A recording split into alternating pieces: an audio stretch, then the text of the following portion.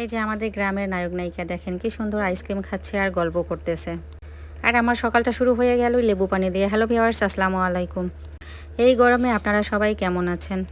গ্রামে গরম থাকলেও কিন্তু আজকে মাশাল্লাহ বাতাসটা ভালোই ছিল। মাঝখানে বিরতির পর আজকে আবারও আমাদের ধান মাড়াই করতেছিল। আর এই তো এদিক দিয়ে আমি সকাল থেকে রান্নাবান্না শুরু করে দিয়েছি। এই ট্যাকরা মাছ আর বড় রুই মাছ গতকাল রাতে আপনাদের ভাই বাজার থেকে নিয়ে আসছিল, তো রাতে একটু মাসি বেছে রেখে দিয়েছে, কারণ সকালবেলা রান্না করব আমি কাঁঠালের বিচির ডাল দিয়ে। কাঁঠালের বিচির ডাল আপনারা কি কখনো খেয়েছেন এভাবে? অবশ্যই না খেয়ে থাকলে আমার এই রেসিপিটা ফলো করতে পারেন। আমি কিন্তু গতবার ফ্রোজেন করে রেখেছিলাম কাঁঠালের বিচি সিদ্ধ করে, আর এবার কিন্তু আমি বিচিগুলো ভেজে তো ব্লান্ডার করে নিলাম। তো ভালো করে হাই হিটে জাল দিয়ে ভাজার পরে আমি তো কুলার মধ্যে ঢেলে নিয়েছি, নিয়ে ওখানে পাটার মধ্যে যে শিলটা থাকে সেই শিলটা দিয়ে ছেঁচে নিয়েছি। ছেঁচে নেওয়ার পর উপরের যে খোসাটা থাকে ওই খোসাটা ঝেড়ে নিয়ে এরপর সুন্দরভাবে পরিষ্কার করে দিল আমার বড় ভাবে।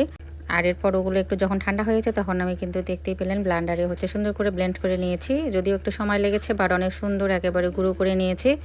অনেকগুলো গুঁড়ো করেছি, এগুলো কিন্তু আমার প্রায় 2 দিন হয়ে যাবে। এই ডালগুলো কিন্তু পাতলা করে রান্না করতে হয়, ঠান্ডা হয়ে গেলে কিন্তু ভারী হয়ে যায়।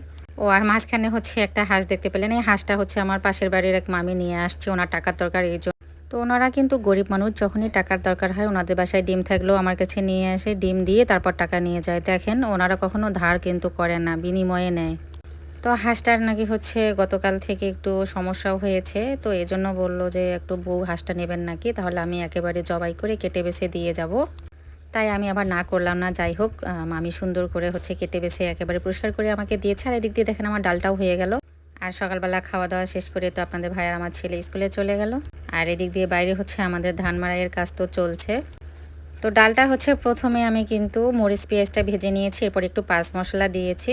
দেওয়ার পর ওখানে পানি দিয়ে দিয়েছি। পানিটা যখনই বলক উঠেছে তখনই কিন্তু আমি ডালগুলো একটু একটু করে, যেভাবে আটা খাওয়া করে না ধানের চালের গুঁড়ো, সেভাবে একটু একটু করে মাসে দিয়েছে।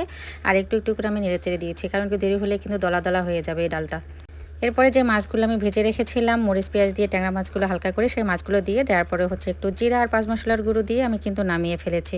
স্বাদ মতো লবণ, হলুদের গুঁড়ো দিয়ে আমি কিন্তু ডালটা পাতলা করে রান্না করেছি, কারণ এই ডাল ঠান্ডা হয়ে গেলে ভারী হয়ে যাবে। অবশ্যই আপনারা পাতলা করে রান্না করবেন। আর খেতে এত মজাদার হয়েছিল কি আর বলবো, আমরা কিন্তু খাওয়ার পরে ভয়েসটা দিচ্ছিলাম। আর এদিক দিয়ে বড় মাছগুলো কেটে আমি সুন্দর করে পরিষ্কার করে রেখে দিলাম পলিথিনে করে। এরপরে পুকুরে গেলাম মাছকে খাবার দেওয়ার জন্য। গিয়ে দেখে মাদ্রাসা ছুটি হয়েছে, বাচ্চারা অনেক খেলাধুলা করতেছিল, তো একটু ভিডিও করে নিলাম। বাচ্চাদের খেলাধুলা দেখে ভালো লাগতেছিল। আমাদের হাসানবাবু দেখে বিছন বাড়ির মধ্যে দৌড়াদৌড়ি করতেছিল।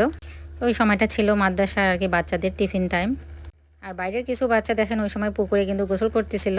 বাইরের যে বাচ্চারা পুকুরে গোসল করে ওরা আবার যে পুকুর থেকে ঢেল মেরে আমাদের আম পাড়ে আর গোসল করে, আর পুকুরেই কিন্তু দাঁড়ায় দাঁড়ায় আম খায়। বেশ কয়েকদিন ওদের ধরেছি, কিন্তু আমি থামাতে পারিনি। যাই হোক, তো বিকেলবেলা চলে আসলাম আজকে বরবটি তুলতে। তো আজকে ভিডিওটা এ পর্যন্ত। আপনাদের কাছে কেমন লাগলো অবশ্যই জানাবেন। আল্লাহ হাফেজ, শুভরাত্রি, আসসালামু আলাইকুম।